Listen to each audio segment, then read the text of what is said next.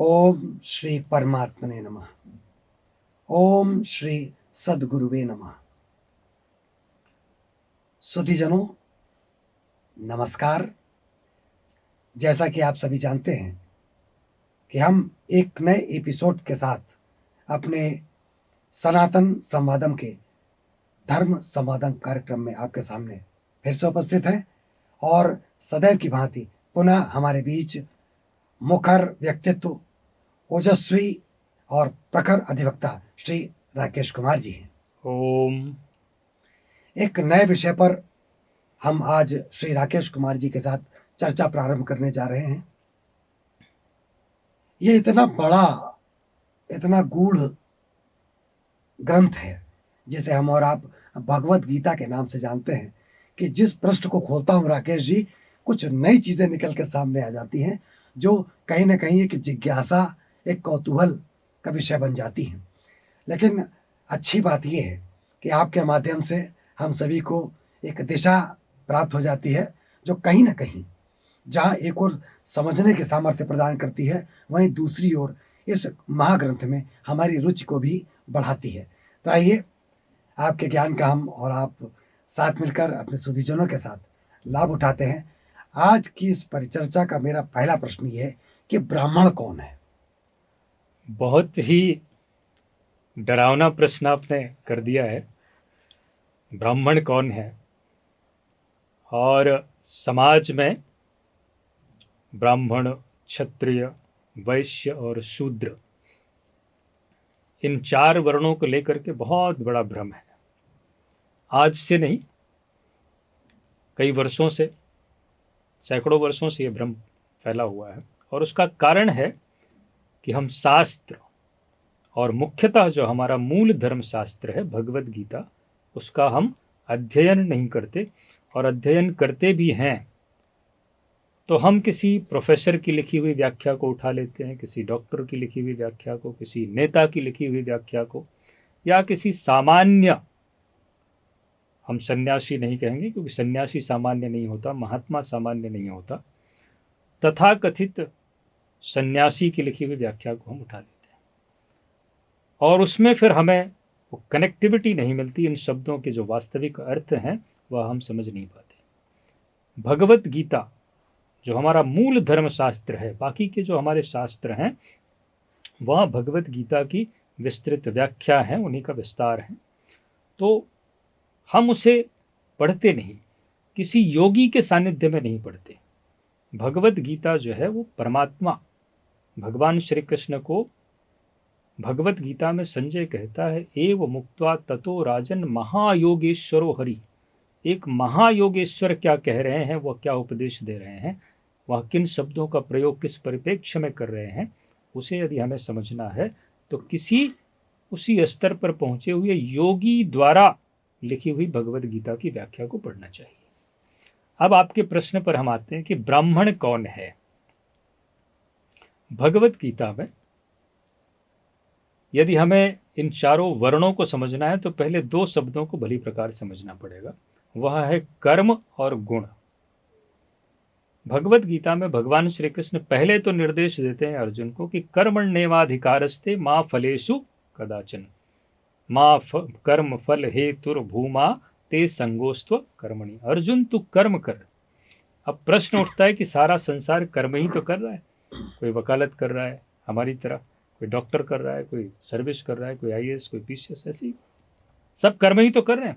तो क्या भगवान श्री कृष्ण, और ये कर्म बदलते रहते, कभी कोई तांगा चलाता था, रथ चलाता था, आज कोई गाड़ी चला रहा है, तो ये कर्म तो परिवर्तनशील होने वाले कर्म हैं। तो भगवान ने भगवत गीता में ही कर्म को डिफाइन किया, ये लोग छोड़ देते। अध्याय 3 के श्लोक नंबर 8 में भगवान श्री कृष्ण कहते हैं, नियतम कुरु कर्म त्वम कर्म ज्यायो ह्य कर्मणः शरीर यात्रा पिच तेन प्रसिद्ध येद कर्मणः। दुनिया जिन कर्मों में लगी हुई है वो भगवत गीता का कर्म नहीं है। भगवत गीता का कर्म नियत कर्म है, डिसाइडेड सेट ऑफ एक्टिविटीज। वो भगवत गीता में ही बता दिया गया है कि ये चीजें करेंगे तो ये कर्म होगा। बाकी के तो सांसारिक कर्म है, इस परिवर्तनशील है, भगवान इसकी बात नहीं करते। तो उस कर्म को समझना पड़ेगा। और उस कर्म की खास बात क्या है? शरीर यात्रा पिच तेन प्रसिद्ध येद कर्मणा। यदि हम भगवत गीता के कर्म को समझ लें और उसका आचरण करने लगे तो हमारी ये शरीर यात्रा सिद्ध हो जाए, जन्म मृत्यु का जो चक्र चल रहा है इस पर विराम लग जाए। तो पहली बात, हमें इस ब्राह्मण क्षत्रिय वैश्य शूद्र को समझने के लिए कर्म को समझना पड़ेगा। दूसरा, फिर हमें गुण को समझना पड़ेगा।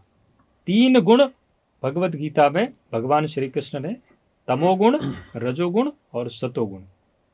क्योंकि ब्राह्मण क्षत्रिय वैश्य का जो विभाजन है वो इसी कर्म और गुण के आधार पर भगवान श्री कृष्ण ने किया। अब उस श्लोक पर हम आते हैं। भगवान श्री कृष्ण ने भगवत गीता में कहा, चातुर्वर्ण्यम मया सृष्टम।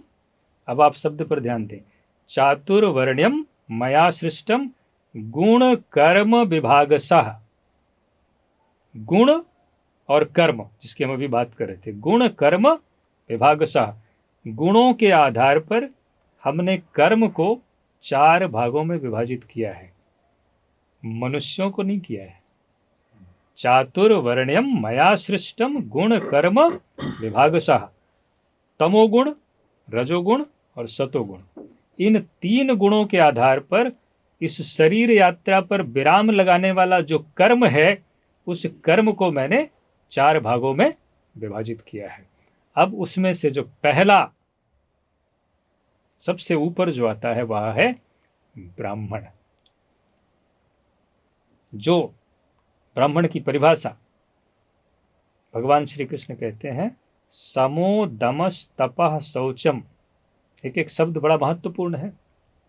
समो दमस तपः शौचम शांतिरार्जवमेव च ज्ञान विज्ञानमास्तिक्यम ब्रह्म कर्म स्वभावजम।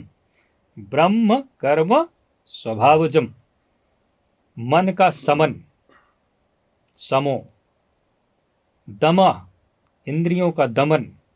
तपः, मन सहित इंद्रियों को परमात्मा के लक्ष्य के अनुरूप तपाना। समो दमस तपः शौचम, अंतःकरण की पूर्ण शुद्धता, बिल्कुल भी विकार नहीं, काम क्रोध लोभ मोह राग द्वेष जिसमें बिल्कुल नहीं है। तपः शौचम क्षांतिरार्जवमेव च, अंतःकरण की सरलता।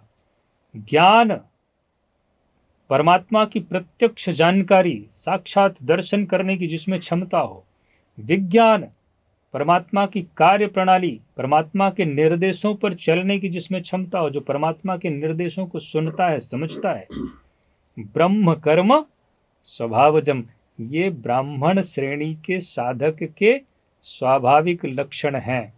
अब जिसमें ये लक्षण है वो ब्राह्मण है।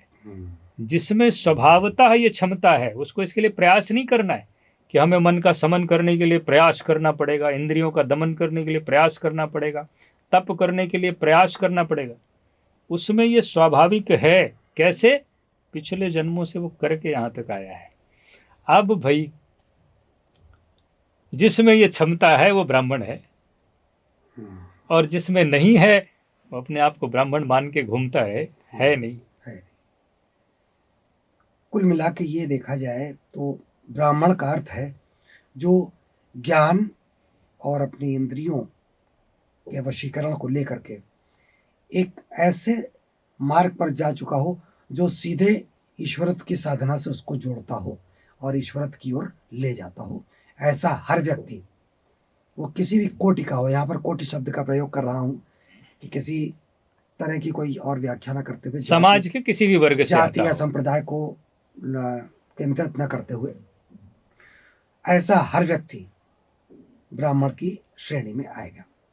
तो एक बहुत बड़ा भ्रम जो बना हुआ है कि कौन ब्राह्मण है कौन शूद्र है, और संभवतः जो आपके साथ एक अनौपचारिक रूप से हमारी भेंटें होती हैं उसमें आपने भी कहा था कि ज्ञान के अनुसार ही जब आगे बढ़ता चला जाता है तो वो शूद्र वैश्य क्षत्रिय और उसके बाद ब्राह्मणत्व को प्राप्त होता है। आपकी बात यहीं पर आ जाती है कि जब वो उस अखंड द्वार पर पहुंचता है या उस चीज़ के बिल्कुल चरम पर पहुंच जाता है, तब कहीं ना कहीं वो ब्राह्मणत्व को प्राप्त होता है और उसे ब्राह्मण कहा जा सकता है। ब्रह्म के समीप, ब्रह्म के समीप। ब्रह्म का साक्षात दर्शन करने की क्षमता जिसमें आ जाए वो ब्राह्मण की निचली श्रेणी पे है, ज्ञान और के हो गया तब तो फिर ब्रह्म हो गया, ज्ञान के चरमोत्कर्ष पर पहुंचने चरमोत्कर्ष पर पर वो कहीं पर ब्राह्मण कहलाने के योग्य है। होता है। बहुत अच्छी बात।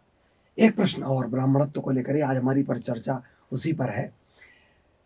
एक प्रश्न ये कि हमारे भारत में तमाम प्रांत हैं, तमाम शहर हैं, तमाम नगर हैं, और इस तरह से हमारा पूरा विशाल अखंड भारत अनेक प्रांतों और राज्यों की परिधि में बटा हुआ है।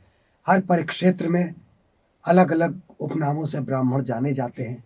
शुक्ला, तिवारी, त्रिपाठी, सुब्रमण्यम और इसी तरह से और भी बहुत सारे ब्राह्मण हैं जो अनेक उपनामों से, देशमुख है, चट्टोपाध्याय हैं, ये सब अलग अलग प्रांतों के हिसाब से जाने जाते हैं। तो क्या ये भी ब्राह्मण है या बात वहीं पर आ जाती है जो अभी आपने कही? ये सब कालांतर में, और हमें कुछ इस तरह के लिटरेचर मिले कि ब्रिटिशर्स ने ये उपनाम लगाने की परंपरा को वैधानिक रूप से, पारसियों के संबंध में तो मुझे भली प्रकार से वो लिटरेचर मिला। पारसी पहले सरनेम का प्रयोग नहीं करते थे, उपनाम का प्रयोग नहीं करते थे। इसीलिए आप देखिए तो पारसियों में कोई बंदूक वाला, जरी वाला, पर उनको अंग्रेजों ने कहा कि नहीं, ये कानून है, आपको उपनाम लगाना पड़ेगा, क्योंकि उनको आइडेंटिफाई करना था। तो ये उपनाम की जो परंपरा, सरनेम की परंपरा, कहीं ना कहीं ब्रिटिशर्स ने लोगों के ऊपर जबरदस्ती थोपा। अब आपके प्रश्न पर हम आते हैं कि ये जो देशमुख, चट्टोपाध्याय, ब्राह्मण, आपका मिश्रा, त्रिपाठी, इसी तरह के और भी जो उपनाम हैं, अब ब्राह्मण की परिभाषा तो आपने देख लिया। अब इनमें से यदि किसी में वह क्षमता है, ब्रह्म का साक्षात दर्शन करने की क्षमता है, तो फिर वो सरनेम वाला भी ब्राह्मण हो सकता है। लेकिन अगर वो क्षमता नहीं है तो फिर आप अपने आप को भ्रमित करके ना रखें, वह क्षमता अपने आप में पैदा करें। उपनाम, ये उपनाम हो सकते, सरनेम हो सकते हैं, इसका ब्राह्मण से कोई कनेक्शन नहीं है। दूसरी चीज, द्रोणाचार्य को, आचार्य द्रोण को दुर्योधन भगवत गीता में द्विज कह करके संबोधित करता है।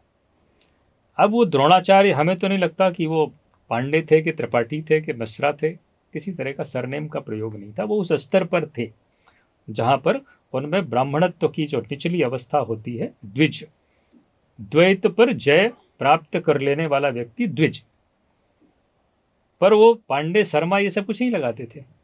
आचार्य चाणक्य, जिन्हें कहा जाता है कि वो भी ब्राह्मण थे, आचार्य चाणक्य के नाम के आगे भी कोई उपनाम नहीं था, परंतु साधना के उस स्तर पर वो थे जहां पर किसी योगी ने, किसी महापुरुष ने उनमें वो लक्षण देखा और उसने कहा कि नहीं, ये ब्राह्मण के लक्षण वाले महापुरुष हैं, उस स्तर पर पहुंचे हुए व्यक्ति हैं।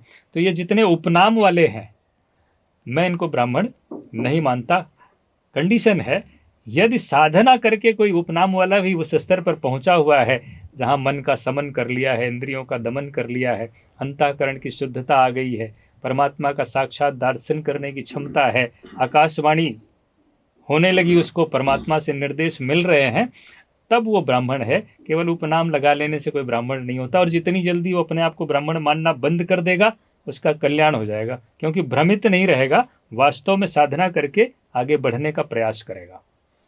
कुल मिला के इस प्रश्न के उत्तर के रूप में जो राकेश कुमार जी ने कहा, ये हम सभी के ऊपर लागू होता है। और हमें ये विचार करना है कि क्या शुक्ला, त्रिपाठी, मिश्रा या पांडे, वाजपेयी या कोई और प्रांतीय ब्राह्मण उपनाम जो चल रहे हैं, उनको लगाने से जो वास्तविक ब्राह्मण या उसके ब्राह्मणत्व का स्वरूप है वो हमें प्राप्त हो रहा है, और यदि नहीं तो ये विचारणीय प्रश्न है। इस पर हम सभी विचार करें और अपने को उस स्तर तक ले जाने का एक प्रयास करना होगा। और इसमें मैं जोड़ूंगा, आप रामायण काल में भी आप देख लें, महर्षि वशिष्ठ, कोई सरनेम, कोई उपनाम नहीं था जो आजकल के ब्राह्मणों का जो संकेत करे। महर्षि वाल्मीकि, इनसे बड़ा ब्राह्मण कोई हो नहीं सकता। महर्षि व्यास, इनसे बड़ा ब्राह्मण कोई हो ही नहीं सकता। पर किसी में न मिश्रा लगा है, न पांडे लगा है, न त्रिपाठी, न देशमुख, न चट्टोपाध्याय, न सुब्रमण्यम, न अय्यर। हाँ, मुझे लगता है कि ब्रह्म के द्वार पर जब आप पहुंचने की कोशिश करने लगते हैं, प्रयास करने लगते हैं और उस तरह से अपने को परिमार्जित कर लेते हैं, तो आपके पीछे उपनाम न लग के आगे महर्षि या ऋषि स्वयं अंकित हो जाता है। अब इसमें आप ये देखें, रैदास जी से बड़ा ब्राह्मण कोई हो नहीं सकता, कबीरदास जी से बड़ा, साक्षात ब्रह्म का दर्शन करने वाले, ये वास्तविक ब्राह्मण। शास्त्रों के, भगवत गीता के अनुसार ये ब्राह्मण थे। माता मीरा ब्राह्मण थी, इनको ब्राह्मण कहा जाता है, जिसमें ब्रह्म का दर्शन करने की क्षमता हो, जिसने कर लिया हो। कुल मिला के कहा जाए कि ये जो ब्राह्मण की जातियां या उपनाम हैं, ये भी एक तरीके का हमारा कलुषित अतीत ही है, जो हम अपनी पीठ पे मतलब बिना वजह ढो रहे हैं, और कब तक ढोएंगे ईश्वर जानता है। प्रश्न हालांकि मैं पूछूं या ना पूछूं, मगर शायद पूछ ही लेता हूं कि क्या ब्राह्मण कोई जाति है?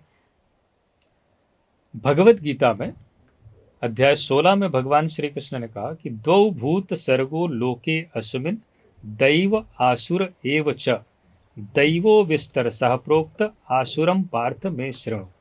सृष्टि में भगवान ने कहा स्वभाव के आधार पर केवल दो जातियां हैं, वहां पर भी जन्म के आधार पर नहीं है, स्वभाव के आधार पर।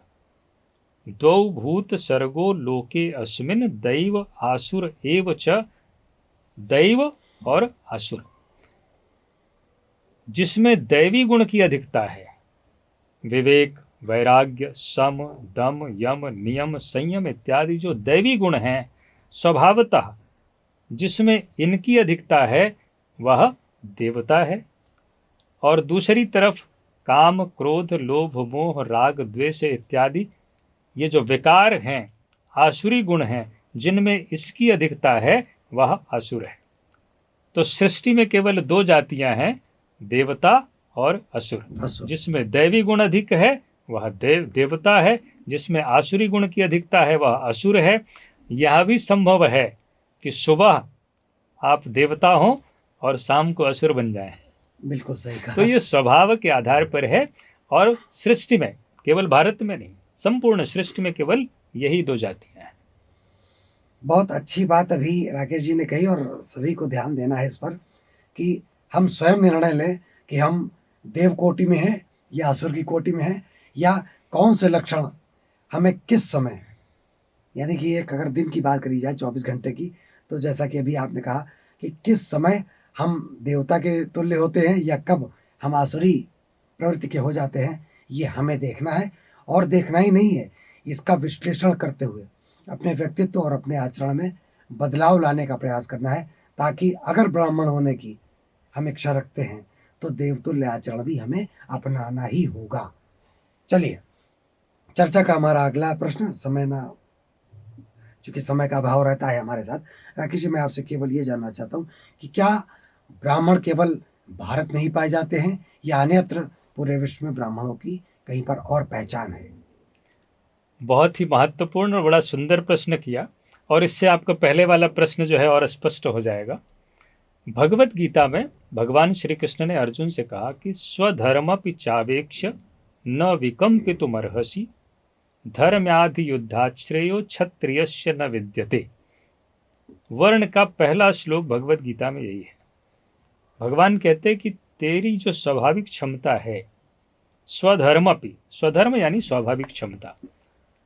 अर्जुन जो था, परमात्मा श्री कृष्ण जो एक योगेश्वर थे, उन्होंने आइडेंटिफाई किया उसकी क्षमता को और कहा कि तेरे भीतर जो क्षमता है, क्षत्रियस्य न विद्यते, यह क्षत्रिय स्वभाव वाली क्षमता है, तीसरी श्रेणी, शूद्र, वैश्य और क्षत्रिय। और क्षत्रिय के लिए भगवत गीता का युद्ध करना आवश्यक है। अब युद्ध पर भी एक विषय हम लोग इस पर चर्चा करेंगे। तो युद्ध भी, भगवत गीता का युद्ध यानी जो भगवत गीता का कर्म है। तो भगवान कहते तेरे लिए काम, क्रोध, लोभ, मोह इत्यादि जो विकार हैं, इनसे युद्ध करना ही क्षत्रिय श्रेणी के साधक का स्वधर्म, स्वाभाविक क्षमता है। और फिर भगवान उसको कहते हैं कि त्रैगुण्य विषया वेदा निस्त्रैगुण्यो भवार्जुन। अर्जुन को भगवान ने आइडेंटिफाई किया और कहा कि वेद जो हमारे शास्त्र हैं, भगवान कहते हैं ये वेद जो है ये केवल तीनों गुणों तक का ही हाल बताते हैं। निस्त्रैगुण्यो भवार्जुन, तू वेदों के कार्य क्षेत्र से ऊपर उठ। अब प्रश्न उठता है कि और कोई उठा है कि अर्जुन ही उठे? तो भगवान ने कहा कि यावा नर्थ उदपाने सर्वतः संप्लुतोदके तावान सर्वेषु वेदेषु ब्राह्मणस्य विजानतः। जैसे कोई छोटा मोटा तालाब हो, रोज उसका आप प्रयोग कर रहे हो, और अचानक आप विशाल समुद्र के पास पहुंच जाएं, तो आपको लगेगा अरे ये हम कहाँ फंसे हुए थे। भगवान कहते हैं जो ब्राह्मण है, यावान सर्वेषु वेदेषु ब्राह्मणस्य विजानतः, जो ब्राह्मण श्रेणी का साधक होता है उसके लिए वेद क्षुद्र जलाशय की तरह है। कितना बड़ा, यानी जो साक्षात परमात्मा का दर्शन करने की अवस्था में है उसके लिए वेद का कोई उपयोग नहीं रह जाता। भगवान अर्जुन को कह रहे हैं तू तीनों गुणों को काट। त्रैगुण्य विषया वेदा निस्त्रैगुण्यो भवार्जुन, तमोगुण रजोगुण सतोगुण, इन तीनों को काट। क्षत्रिय में ही वह क्षमता होती है, क्षत्रिय, तीनों गुणों को नष्ट करने की जिसमें क्षमता है वो क्षत्रिय। अपने यहाँ कोई क्षत्रिय ब्राह्मण नहीं बन सकता, पर यहाँ भगवान अर्जुन को कह रहे हैं तू क्षत्रिय है, ब्राह्मण बन। कैसे? वेदों के कार्य क्षेत्र से ऊपर उठ। तो अब इन वेदों के कार्य क्षेत्र से उठने की क्षमता वाले महापुरुष जहां भी हों, वो इजराइल में हो, अमेरिका में हो, लंदन में हो, जर्मनी में हो, वे सब के सब ब्राह्मण हैं। जिनमें इन तीनों गुणों को काटने की क्षमता आ गई वह ब्राह्मण है। तो कहीं भी हो सकता है, वो भारत में ही हो यह आवश्यक नहीं है। अब यह बात हो सकती है कि वहाँ भगवत गीता प्रचारित प्रसारित ना हो, पढ़ते हैं विदेशों में जो लोग पढ़ रहे हैं, तो वो समझते होंगे कि हमें तो ब्राह्मण बनना है। हमारी आज की इस चर्चा का अंतिम प्रश्न, और वो ये कि क्या ब्राह्मण केवल सनातन धर्म में ही होते हैं या और धर्मों में भी हैं? अब इस प्रश्न का उत्तर भी यहीं से हम लेंगे। भगवान ने कहा ब्राह्मण क्षत्रिय विषाम शूद्राणाम च परंतप कर्माणि प्रविभक्तानि स्वभाव प्रभवैर गुणैः। ब्राह्मण, क्षत्रिय, वैश्य और शूद्र, इस 4 कैटेगरी में मैंने कर्म को विभाजित किया है। कर्माणि प्रविभक्तानि, मनुष्यों को नहीं, स्वभाव प्रभवैर गुणैः, जिसका जैसा स्वभाव है। यदि तमोगुण की अधिकता है तो वह व्यक्ति शूद्र स्तर पर है। किसी में तमोगुण थोड़ा सा रह गया है, रजोगुण की अधिकता है तो वह वैश्य स्तर पर है। रजोगुण थोड़ा सा बचा है, सतोगुण की अधिकता है तो वह क्षत्रिय स्तर पर है। और केवल सतोगुण रह गया तो वह ब्राह्मण है। अब केवल सतोगुण व्यक्ति, गुण वाला व्यक्ति, वो सृष्टि में कहीं पर भी हो वह ब्राह्मण है। बहुत सुंदर। और तमोगुण वाला व्यक्ति, केवल तमोगुण वाला व्यक्ति, वो सृष्टि में कहीं पर भी हो वह शूद्र स्तर पर है। शूद्र से भी नीचे है, जड़ स्तर पर है। शूद्र भी वह है जो ब्राह्मण बनने की ओर बढ़ चलता है। जिस दिन से आप ओम का जप करने लगते हैं, भगवान का ध्यान करने लगते हैं, तप करने लगते हैं, शूद्र का मतलब होता है केजी में आपका शिक्षा में एडमिशन हो गया, प्रवेश हो गया। शूद्र का मतलब नीच नहीं होता। इस विषय को हम लोग पूरी तरह से लेंगे। कुल मिलाकर आज की इस परिचर्चा में जो सार निकल के आया राकेश कुमार जी के माध्यम से हम सभी को जो जानकारी मिली, उसके आधार पर मैं कह सकता हूँ कि तमोगुण, रजोगुण और सतोगुण ये व्यक्ति की अवस्था को और उसके वर्ण को निर्धारित करते हैं, उसे परिभाषित करते हैं। और जब सतोगुण के पथ पर कोई भी व्यक्ति चल पड़ता है तो वो ब्राह्मण होने की श्रेणी में गिना जा सकता है। बहुत सुंदर राकेश कुमार जी, हमेशा की तरह हम सभी को ज्ञान प्रदान करने के लिए मैं आपका इस चैनल के माध्यम से आभार व्यक्त करता हूं और आशा करता हूं कि आप इसी प्रकार से हम सभी को नई नई जानकारियाँ भगवत गीता के माध्यम से जो भी हम लोगों के प्रश्न हैं उन सभी की जानकारियों से हम सभी को अवगत कराते रहेंगे। और इन्हीं शब्दों के साथ मैं संजीव शुक्ला श्री राकेश कुमार जी के साथ आपसे विदा लेता हूँ। ओम।